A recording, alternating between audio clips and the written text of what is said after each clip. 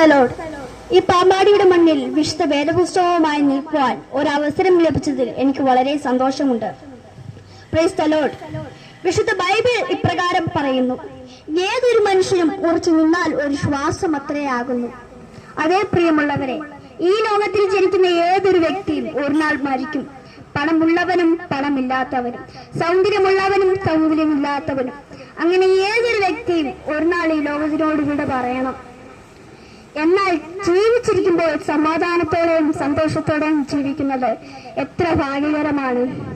എന്റെ കൂട്ടുകാരിൽ പലരും സന്തോഷമില്ല, സമാധാനമില്ല എന്ന് പറഞ്ഞ് വിഷമിക്കുന്നത് ഞാൻ കണ്ടിട്ടുണ്ട്. കാരണം അവരുടെ പിതാക്കന്മാരിൽ പലരും ലഹരികൾക്ക് അടിമകളാണ്. എന്റെ പ്രിയമുള്ളവരെ, ഒരു രസത്തിനായിട്ടാണ് ഈ ലഹരിയുടെ തുടക്കം. പിന്നെ അത് മനുഷ്യരെ തന്റെ അടിമകളാക്കി മാറ്റുന്നു. എന്റെ പ്രിയമുള്ളവരെ, എനിക്കൊന്നേ പറയാനുള്ളൂ, നിന്റെ മരണത്തിനായിട്ട് നീ ഓർക്കുന്ന തൂക്കുകയറാണ് നിന്റെ കയ്യിലിരിക്കുന്ന ഈ ലഹരി. Praise the Lord. നിന്റെ മരണത്തിനായിട്ട് നീ ഒരുക്കുന്ന തൂക്കുകയറാണ് നിന്റെ കയ്യിലിരിക്കുന്ന ഈ ലഹരി. നമുക്ക് ഈ ലോകത്തിൽ ഒരിടത്തു നിന്നും സമാധാനം കണ്ടെത്തുവാൻ സാധ്യമല്ല.